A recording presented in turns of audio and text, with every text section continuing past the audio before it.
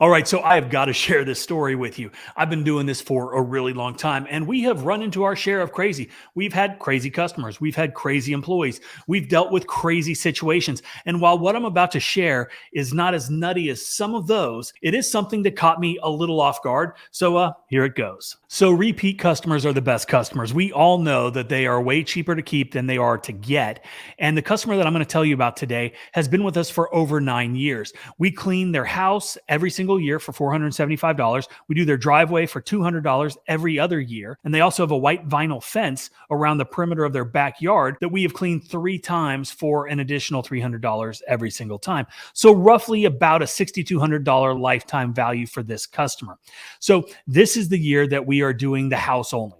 She'd responded to one of my 11-month email automations that reminds them that they're coming up on a year since the last visit. And so she replied back and asked when we had time to get her on the schedule for her annual house cleaning. So I told her that I could get someone out there next week, the following Thursday morning, and we would take care of it for her. So I put her on the schedule, which generates and sends an appointment scheduled email letting the customer know when, what services, and what they can expect, and also what we expect as far as them moving their stuff and preparing for the appointment. It also puts her in the email text automation sequence. So she got the email. She replied back with a thumbs up. So then the day before the appointment, she gets another email letting her know that we would be there tomorrow. And then the day of the appointment, the customer is notified via text 1 hour before the scheduled appointment that someone from our company is on the way. So Max shows up. He knocks on the door for introductions and to ask if they'd like to do the pre-inspection walkthrough with him. No one was home, which was odd because she had mentioned that she wanted to point out a few areas of concern, but he went ahead and he got started. He did the pre-inspection as he does with all customers. And on this form, it has the customer's information, their address, their email, phone number, and of course, we take a picture of the house. And throughout the pre-inspection, he did notice a couple things and he made some notes. He took pictures of those things and then he sends it to the customer as we do at every single job. And so we do these for a multitude of reasons. It adds to the overall customer experience, right? It shows them the level of professionalism and it also covers our ass so we don't get blamed for anything that was pre-existing on the property before we get there. Anyway, he knocks out the job, which I might add is not the job that you guys are watching right now. But it was a hot day, right? It's been like 100 degrees here for the past few days. Heat and humidity are just through the roof. After he finished, he closes out the job in 𝗤𝘂𝗁 and he sends the customer an email and a text with the invoice. We do this because it expedites the payment process a bunch. It's a super fast way to get them the invoice. It puts it on their phone instantly, and most people pay immediately because it's so easy. So later on that day, I get a message from my answering service saying that so-and-so from this property address saw our company cleaning his house on his Ring doorbell, and he didn't hire us and he wasn't paying us. So initially I thought it was the husband and maybe they just didn't communicate well and she didn't tell him that we were coming today. But then I started second guessing myself. So I pull up the address, I look at the inspection form, I check the pictures, I go to the street view, and everything is right. It's the same house that we've always done. I called Mac to double check the address. He confirmed that it was the same house that we've always done. Now I'm wondering if I messed up somehow and I put in the wrong address, but I imported all of my contacts from QuickBooks to 𝗤𝘂𝗁. So it wasn't a data entry error. Sometimes you also have addresses that are very similar, right? One's a road, one's a street, one's a court. And maybe Matt got confused and went to the wrong house, but we already confirmed that he didn't. So it still wasn't adding up. And then I get an email from the customer saying that she pulled everything away from the house and we didn't show up and was wondering if we were still coming to do the job.